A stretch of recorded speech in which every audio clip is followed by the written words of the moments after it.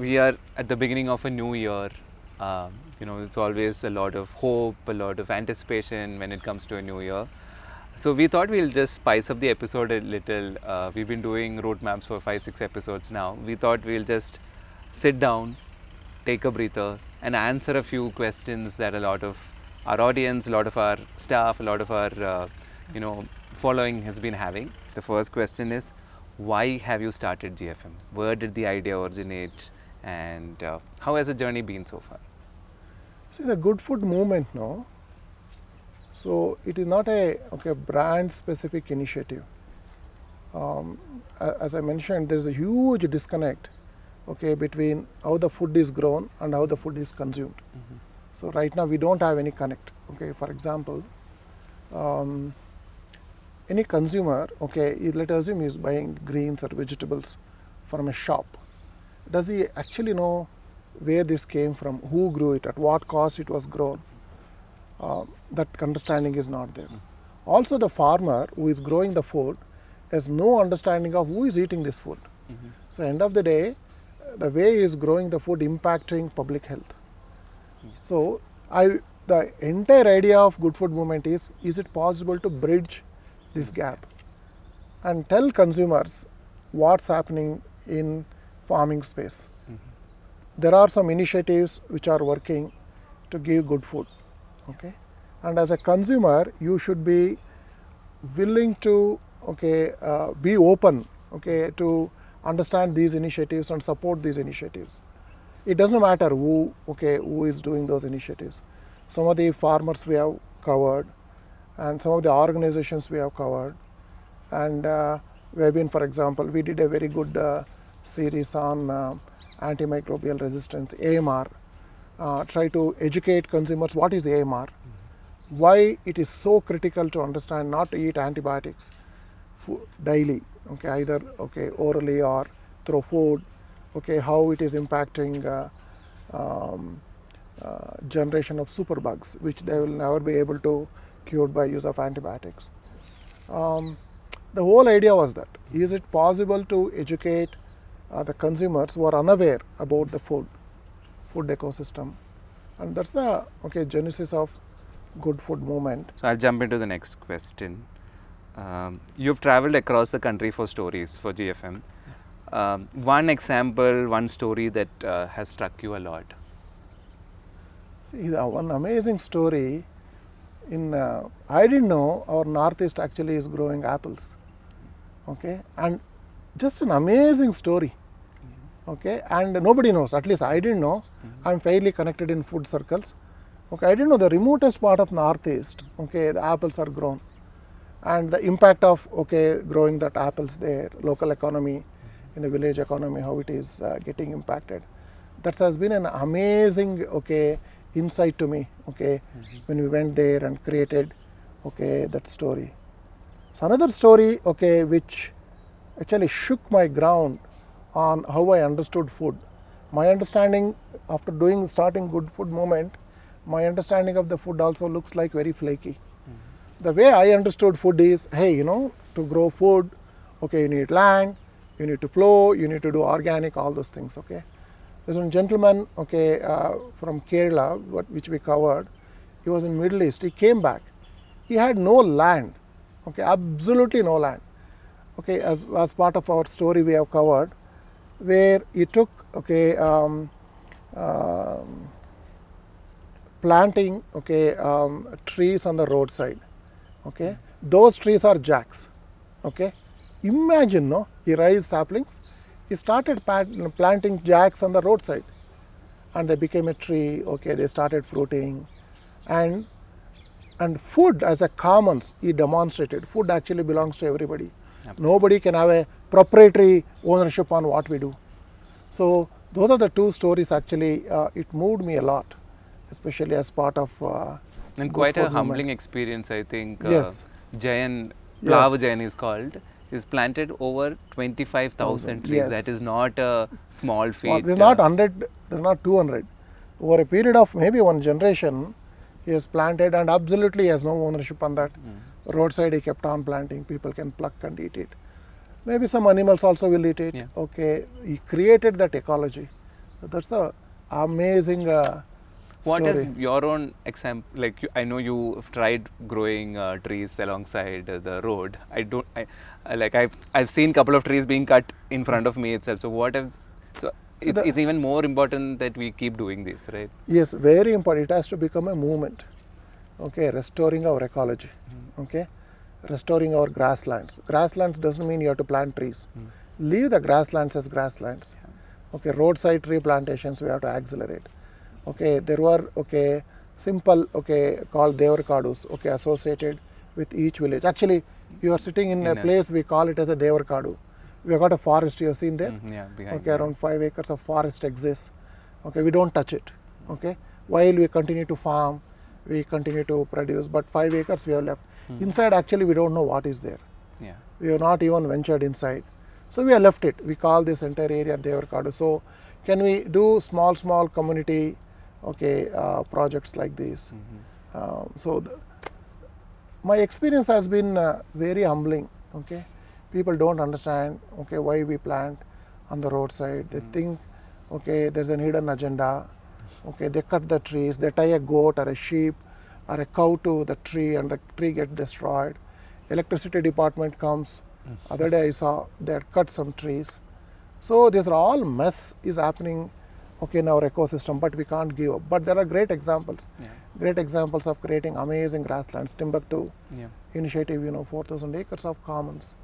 And so I think we should continue to I do think what yeah, and that's I was just adding to your point is that with Good Food Movement we get examples of it's worth trying, right? Yes. It's not like don't give up yet. Yes. Uh, I think giving up is not an option. Okay, if we give up, I think it's gone. Whatever little which is there, it is gone. We can't give up, Nevin. Yeah, I think the next question is quite similar to that point in that how do we pick our battle? The waste management is an issue. Farming practices are becoming a problem. Surely one person can't change it all. Yes. So what do you have to answer? See, I think it depends upon what we understand better. As Akshakalpa as an organization, we understand farming better.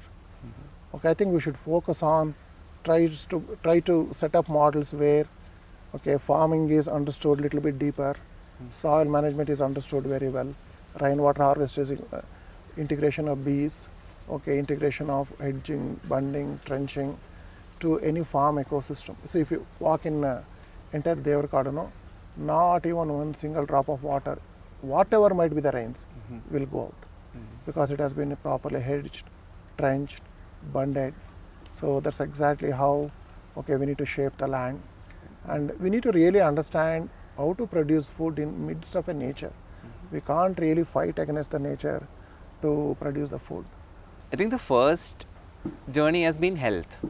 Yes. Suddenly I'm afraid of what is going inside, and from there started the journey. In fact, our newsletter is called What Goes Inside, because for us it's sort of a lot of us resonated with the idea that first we started exploring what we are eating, then we are reaching, and then we realize everything is interconnected. Correct. Was it the same motivation for you? Was it for me, what is motivating is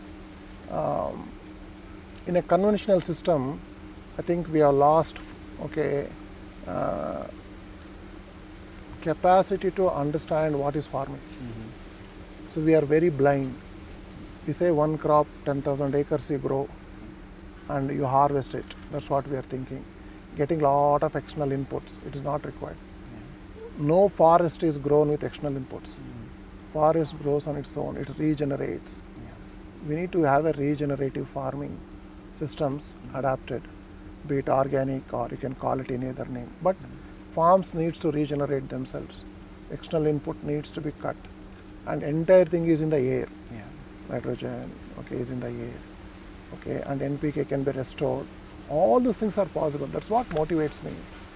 In a last battle of conventional farming, can we put a regenerative farming systems working with nature, grow food along with it?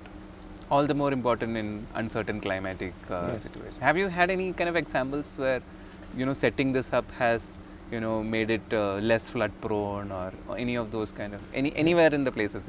Very much. For example, if you take Puriambakam in our research facility, when 2019 when we entered now, rainy season, it needs to be knee deep water, and it is to take away entire topsoil out.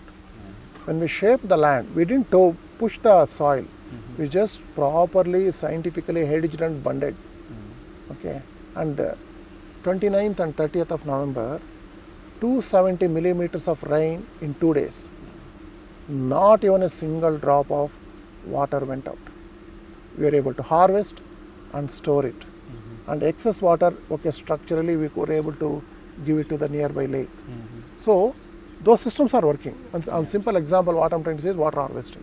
Okay. So the next question, oh yeah, this is also something you touched upon. Why is GFM covering antibiotic resistance so much? So, you know, one day we are going to hit very, very badly. One day we are going to have something, okay, hitting us. No matter what medicines you have, what discoveries you want to do, you might not be able to cure it. COVID was a great example. When it hit us, we didn't know what to do. Okay. In my opinion, if you continue the current path on, okay, on antibiotic usage in agriculture, chemical usage in agriculture, okay, and the way we are consuming antibiotics, if that continues, okay, in my opinion, we are reaching a dead end. Okay, our body will stop responding to any medication when you actually get it with a problem. So that's the biggest challenge. Then our food production systems going to come to a halt if you continue to use chemicals indiscriminately. And what happens is, in the environment you create superbugs. It might not impact you, but you continue to create superbugs. They continue to develop resistance. If you continue to use chemicals, they continue to develop resistance. Then one day you will not be able to work with them. Okay, they're going to really overtake. So that's the primary reason we are trying to, okay, focus on, okay, antimicrobial resistance, the AMR part. And people don't understand. Honestly, no consumer understand what is AMR. Okay, I visit a lot of customers and I ask them, do you know what is AMR? Absolutely oblivious to that fact. I think just adding to that point, for us as a team who we worked with the topic, I think all of our lives have also changed. I think the gravity of the situation really doesn't come across in our normal day. But when we know we are just at the cusp of, it's actually called, WHO calls it a silent pandemic. And it's just it's going to be a screaming pandemic very soon, right? I think all of us, we are now, I think the other day also we were just very conscious about even popping a pill now. We're just very, very careful, and just adding to the point from a very content perspective, it does sort of affect the views or readership in some way, but we went ahead with it. We were like, we are not doing this for the views, or that's never been our priority. There is a big problem out there and we want to address it. Right? For example, last 3 days I am running fever. I have not taken any antibiotics. I just want body to heal on its own, okay, and see, okay, it will actually. So you need to have that much patience, and you can't really force things. Okay, popping a pill is very easy, but what are the repercussions of it? It's very, very important. Correct. Again, one of the stories that we were doing, we wanted to figure out how to dispose extra antibiotics in our house, and we were, nobody seems to have the answers for it. Which is when one of the doctors that we reached out to asked a very valid question. Why is there extra antibiotics in your house? Technically, it shouldn't be there, right? Like, you have a course, you are supposed to finish it on time. And if you finish it, there is no extra antibiotics. And you open a fridge, then you realize, oh my God, we've, racked up a lot of these tablets from our... Very interesting, isn't it? We don't complete the courses. And also we buy OTC, over-the-counter purchases we do without prescriptions. This is going to hit us very, very badly. Okay, I'll jump to the next question. Okay, this is from a parent. As a parent, what should one do to get their children closer to nature? Only way we can sensitize them is taking our kids, okay, to closer to nature. The question is how? How do you do it? So go at a weekend. So go to visit a local farmer, spend a time with him, work with him, have a meal with him, have a chit chat with him. And he'll be extremely happy. Do some purchases from him, go home.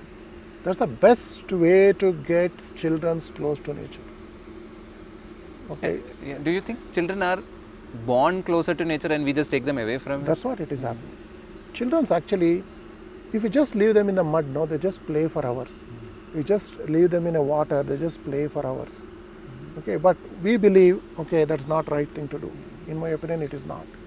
So that's not the path we should take. Just take to a farm, ask them to play in the mud, with trees, okay, with animals. Simple way of being closer to nature is visit a farm, spend a time with that farmer.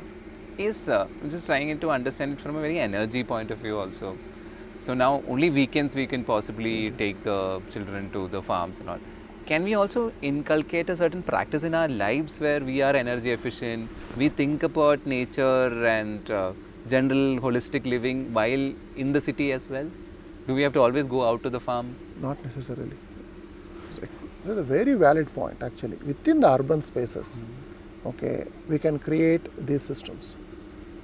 For simple example, I will tell you, entire kitchen waste, what do you do with it? Yeah. Can you make a little bit manure? Have some 4 or 5 pots in your balcony. Grow some chilies, grow some little bit of a brinjal. It's all possible. It is not going to take much time, but it's a matter of mindset. Okay, that is one way of achieving efficiencies. And I think schools also play a valid role, right? Yes. Like Yeah. So for example, Akshakalpa is good food for schools. Okay. Now we go and help children to raise vegetables and greens. Call parents and tell them your child has grown this. Okay. So that's amazing, isn't it? Yeah. So that we want to make it as a movement, good food for schools. Again, there's no marketing angle to that. We just go teach the kids. teach the kids. Okay, we need to engage children. Important. I think our last question is, how can one volunteer for GFM? And we do get a lot of these questions. So, what is your? Amazing. Okay, each one of us have no unique story around food. I think any one of you actually can write. Okay, and any one of you have got understanding of the food better. We can come and work with you. I can put that story out.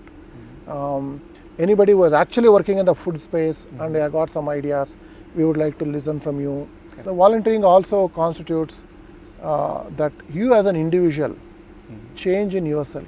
Okay, that is good enough. Okay, that's wonderful way of volunteering.